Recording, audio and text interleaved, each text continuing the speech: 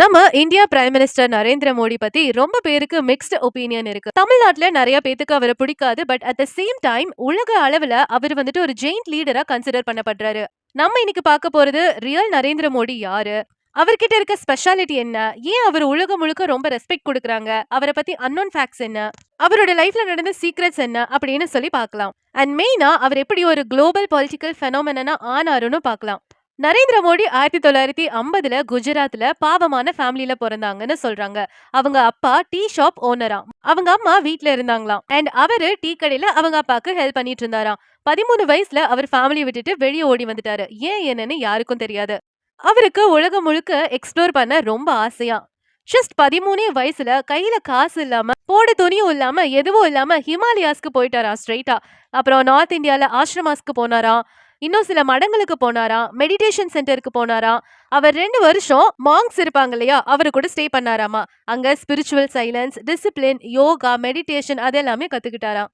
இந்த கத்துக்கிட்ட விஷயங்கள் தான் அவரோட மைண்ட் செட்டை ப்ரெஷர் ஹேண்டில் பண்ற ரெடி ஆகிறதுக்கு ட்ரெயின் பண்ணுச்சான். எல்லாருக்கும் தெரிஞ்சது அவர் டீ ஷாப்ல ஒர்க் பண்ணாருன்னு. ஆனா அது அவரோட சொந்த கடைன்னு யாருக்கும் தெரியாது. நம்மள நினைச்சாலும் இப்போ ஒரு டீ கடை வைக்க முடியாது. ஆனா அவரு 1950லயே வச்சிருக்காரு.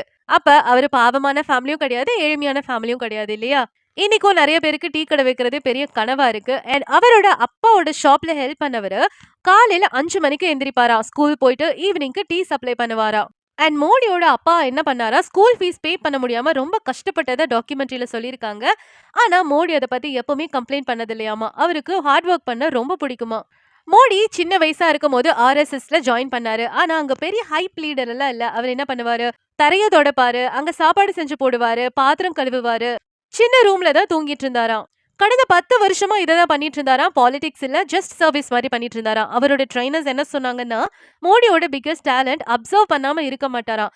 எதை பார்த்தாலுமே அதுல என்ன இருக்கு அப்படின்னு சொல்லி படிக்க ஆர்வமா இருப்பாருன்னு சொல்றாங்க. தமிழ்நாட்டுல இருக்க பெரிய மிஸ்கன்செப்ஷன் என்னன்னா, மோடி இங்கிலீஷ் பேச மாட்டாரு, ஸ்கில் இல்ல அப்படின்னு. ஆனா உண்மை என்னன்னா, மோடி அவரோட ஸ்பீச்ச இங்கிலீஷ்ல எழுதுவாரு அண்ட் அதை பேசவும் செய்வாரு. அவரு ஃபர்ஸ்டா குஜராத்தில இங்கிலீஷ்ல ஸ்பீச் எழுதி அதை டிரான்ஸ்லேட்டும் பண்ணாரு. அவர் எல்லாமே ஞாபகம் வச்சுப்பாரா. அவருக்கு டெலிப்ராம்ப்டர் அப்படிங்கிற ஒரு விஷயம் தேவையே இல்லையா. ஐ மீன் டிரான்ஸ்லேட் பண்றதுக்கான ஒரு விஷயம் அவருக்கு அவசியம் இல்லாம இருந்தது. உலக தலைவர்கள் என்ன சொன்னாங்க அப்படின்னா, மோடி கம்யூனிகேஷன் கண்ட்ரோல் இருக்கு அப்படின்னு சொன்னாங்க. ஏன் அப்படின்னா அவரோட வார்த்தைகள் சிம்பிளா இருக்குமா, இமோஷனலி கனெக்ட் ஆகுற மாதிரி இருக்குமாமா. அதுல ஒரு ஸ்டோரி கூட சொல்லுவாரா, ஸ்ட்ராட்டஜிக் பாசஸ் இருக்குமா. அங்க இந்த கெஸ்டர்ஸ் எல்லாம் பண்ணுவாங்களே, அது ரொம்ப ஸ்ட்ராங்கா இருக்குமா, கிளியரா பாடி லாங்குவேஜ்ல பேசுவாராம். சோ அதனால இவர மோடி ஃபெனோமெனன்னு எக்ஸ்பர்ட் சொல்றாங்க. அவரோட டெய்லி ரொட்டீன் என்ன தெரியுமா, 4ல இருந்து 5 மணி நேரம் தான் தூங்குவாராம். 5 மணிக்கு எந்திரிப்பாரா, யோகா பண்ணுவாரா, பிரணயாமா பண்ணுவாரா, ஒரு 45 மினிட்ஸ்க்கு 2 to 3 ஹவர்ஸ் படிப்பாரா. ஒரு சில நாளுக்கெல்லாம் 20 மணி நேரம் டிராவல் பண்ணுவாராம். ஆபீஸ் மீட்டிங் எல்லாம் மிட் நைட் வரைக்கும் இருப்பாராம்.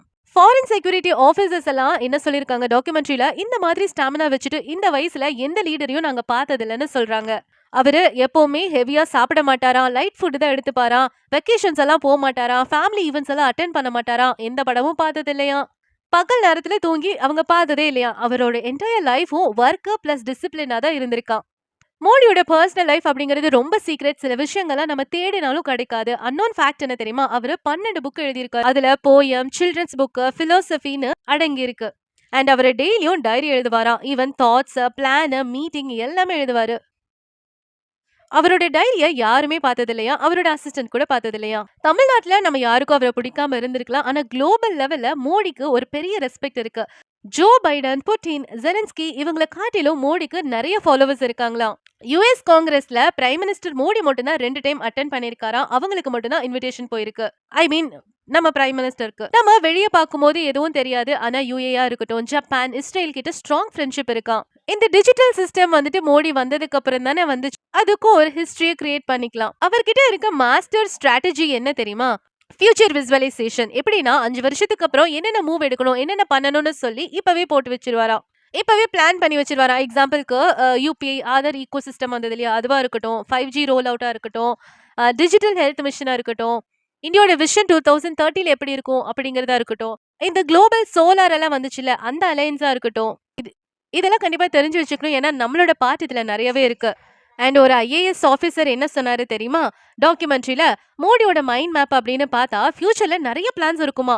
அவரு இன்னைக்கு என்ன பண்ணலாம் அப்படின்னு யோசிக்க மாட்டாரு. எப்பவுமே நாளைக்கு என்ன பண்ணலாம், அதுக்கு அடுத்த நாள் என்ன பண்ணலாம் அப்படிதான் யோசிப்பாராம். கிரிட்டிசிசம் அப்படின்னு பார்த்தா அது இன்னொரு பக்கம். மோடிக்கு இல்லாத கிரிட்டிசிசமா, டிமானிட்டைசேஷனா இருக்கட்டும், சிடபிள்யூவா இருக்கட்டும், இந்த ஃபார்ம் லாஸா இருக்கட்டும், இது எல்லாமே வந்துட்டு ஆப்போசிட்டா அகெயின்ஸ்டா நிறைய கிரிட்டிசிசம் வந்தது. இந்த தமிழ்நாடுன்னு எடுத்துட்டோம்னா நிறைய பேத்துக்கு அவரை பிடிக்கும், நிறைய பேத்துக்கு அவரை பிடிக்காம போகும். ஆனா அவர் நம்ம தலைவர் அப்படிங்கிறது யாருனாலையும் நிராகரிக்க முடியாத ஒண்ணு. அதாவது இந்தியன் ஹிஸ்டரியிலேயே மோஸ்ட் இன்ஃப்ளூயன்ஷியல் லீடர் அப்படின்னு பார்த்தா நரேந்திர மோடி தான் வருவாரு. அவர்கிட்ட இருக்க ஒரு சின்ன எக்ஸாம்பிள் என்னன்னா, டிசிப்ளினா இருக்காரு, ஃபோக்கஸ்டா இருக்காரு, உலகத்தையே இம்பாக்ட் பண்றாரு. சோ அவர்கிட்ட இருக்க நல்ல விஷயத்தை எடுத்து நம்மளும் டிசிப்ளின்டா ஃபோக்கஸா நடந்தா நம்மளும் வெற்றி அடையலாம். ஆனாலும் நிறைய விஷயங்க அவருக்கு எகெயின்ஸ்டா இருக்கு. இப்ப வரைக்கும் ஒரு பெண்களுக்கு இங்க பாதுகாப்பு இல்லை இல்லையா? நம்ம என்னைக்கு இந்த மாதிரி நியூஸ் எல்லாம் கேட்காம இருக்கோமோ, அப்பதான் நம்ம உண்மையான தலைவர்னு நம்ம ஏத்துக்க முடியும். நான் வந்து அகெயின்ஸ்டாவும் இல்ல, நான் அவருக்கு சப்போர்ட் பண்ணவும் இல்ல. நான் மியூச்சுவலா பேசுறேன். உலகத்துல இருக்க எல்லா தலைவர்களையும் இன்ஃப்ளூயன்ஸ் பண்ணி எல்லாம் இது பண்றதுக்கு நம்ம நாட்டுக்குள்ள இருக்கிற பிரச்சனையை ஃபர்ஸ்ட் தீர்க்கலாமே அப்படிங்கிற மாதிரி தான் எனக்கு தோணுது. நம்ம நாட்டுல இருக்கிற பிரச்சனையே தீர்க்காம மத்த நாட்டுக்குள்ள போய் most influential leader in Indian history சொல்றதெல்லாம் எனக்கு தெரியல. இருந்தாலும் ஃபுல் பிளேமை நம்ம அவர் மேலயும் போட முடியாது. அவரு இந்த செக்டாருக்கு இது பண்ணு இது பண்ணுன்னு கொடுத்தாலும் இடையில இருக்கிற மக்கள் அதை டோட்டலா மாத்திடுறாங்க. இங்க குறை சொல்லுனா எல்லாரும் எல்லாத்தையும் சொல்லிட்டே தான் இருக்கலாம்.